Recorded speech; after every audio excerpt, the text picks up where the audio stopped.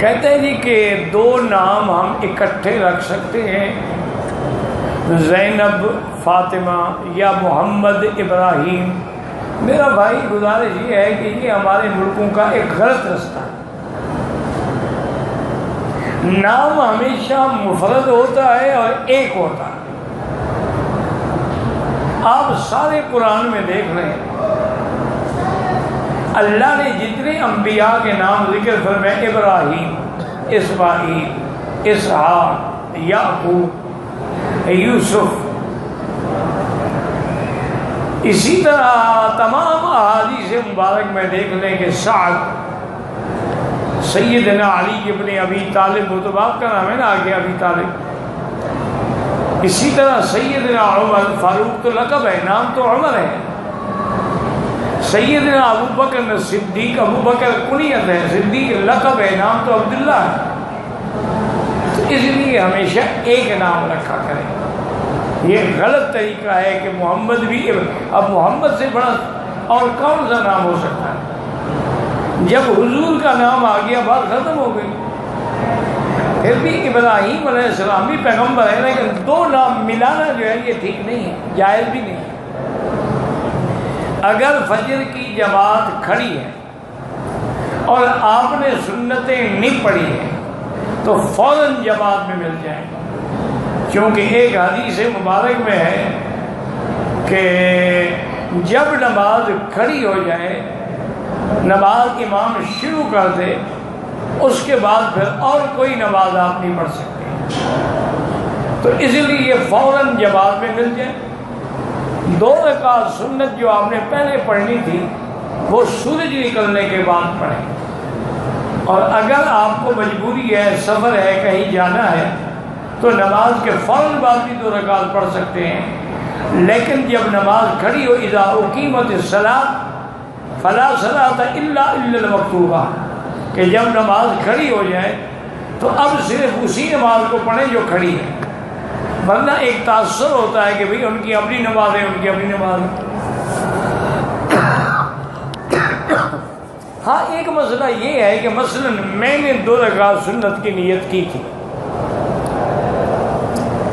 1 رکعت میں نے پڑھ لی، ادھر جماعت کھڑی ہو گئی، تو اب اگر مجھے یقین ہے کہ میں جماعت میں مل جاؤں گا تو دوسری رکعت مکمل کر کے مل جاؤں، چونکہ میں نے نماز کھڑی ہونے کے بعد نماز شروع نہیں کی، جو حدیث میں منع ہے اذا اقیمت الصلاۃ فلا صلاۃ، جب نماز کھڑی ہو جائے اب اور نماز کی نیت نہ کہ میں تو پہلے کر چکا تھا۔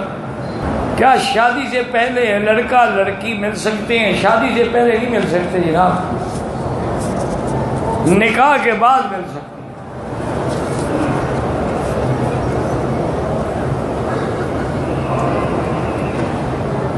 روز قیامت مسلمان اللہ کی زیارت کریں گے، بالکل کریں گے۔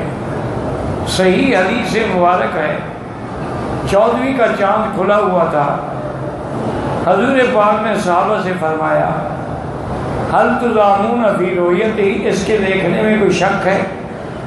انہوں نے کہا حضور پہلی رات کے چاند میں شک ہوتا ہے، 14ویں کے چاند میں کیا شک ہے؟ فرمایا انکم سترون ربکم یوم القیامۃ ولا تضامون فی رؤیتہ، تم قیامت میں اپنے رب کا دیدار کرو گے، اس میں کوئی شک بھی نہیں ہوگا۔ جیسے اس میں کوئی شک نہیں ہے، اسی طرح اس رؤیت میں کوئی شک بھی نہیں ہے۔ اور قیامت میں جنت میں جانے کے بعد سب سے بڑی نعمت یہی ہوگی کہ اللہ کا ہمیں دیدار نصیب ہو۔ اسی لیے قرآن میں ہے وجوہ یومئذ ناظرۃ الی ربہا ناظرۃ، اور اسی طرح قرآن میں ہے کلا انہم یومئذ لمحجوبون، کافروں کو دیدار نہیں ہوگا۔ تو اس آیت سے بھی دلیل ہے کہ مسلمانوں کو دیدار ہوگا۔ اور پھر یہ بات بھی یاد رکھیں کہ بعض لوگوں کو تو مہینے میں 1 دفعہ دیدار ہوگا، بعض لوگوں کو ہفتے میں دیدار ہوگا، بعض خوش نصیب وہ بھی ہیں جن کو روزانہ اللہ کا دیدار ہوگا۔ باقی اللہ تبارک و تعالیٰ اپنا دیدار کرائیں گے یا زمین پر فیصلوں کے لیے تشریف لائیں گے جیسے ان کو زیبا ہے، کما یلیق بشانہ۔ دعا کیا کریں کہ دعا سے بڑی چیز اور بڑی نعمت کوئی نہیں. اور دعا جو ہے یہ خود عبادت ہے. اور دعا جو ہے حتیٰ کہ ایک روایت میں ہے کہ لا يرد القضاء الا بالدعاء، اللہ کی قضا کو بھی روکنے والی اگر کوئی چیز ہے تو وہ دعا. اسی طرح ایک جگہ ہے کہ الدعاء مخ العبادہ، کہ دعا جو ہے گویا کہ یہ تو عبادت کا مغز ہے. اسی لیے اللہ نے ہر آدمی کو 2 ہاتھ دیے ہیں، کشکول ہے، زبانیں دی ہیں. اب یہ اس کا کام ہے کہ وہ کتنی اخلاص سے، تضرع سے، عاجزی سے اللہ سے مانگتا ہے. اور اللہ کے خزانوں میں کوئی کمی نہیں ہوتی ہے. صرف یہ ہے کہ مانگنے والے کو مانگنا آ جائے. اگر ہم مانگنا ہی نہ جانیں تو اللہ کی نعمت یا رحمت میں کیا کمی ہو سکتی ہے. تو اس لیے اور دوسری بات یہ بھی یاد رکھیں کہ جب ہم ایک دوسرے کے لیے دعا مانگتے ہیں وہ ضرور قبول ہوتی ہے. تو اس لیے آپ میرے لیے دعا کیا کریں، میں آپ کے لیے کرتا ہوں. اللہم اشفنا واشف مرضانا ومرضى من اوصانا واستوصانا ومرضى المسلمین. یا اللہ جن لوگوں نے بیماری کی دعا کے لیے کہا ہے، ہم تیرے گھر میں بیٹھ کے تیرے آگے ہاتھ پھیلاتے ہیں. لا حول ولا قوة الا باللہ، لا ملجأ ولا منجا من اللہ الا الیہ. تو رحمت فرما کے سب کو شفائے کاملہ صحت عاجلہ عطا فرمائیں، اور اس عاجز پر بھی رحم فرمائیں تاکہ میں آپ کے دین کی دعوت زیادہ سے زیادہ ہمت کے ساتھ دے سکیں.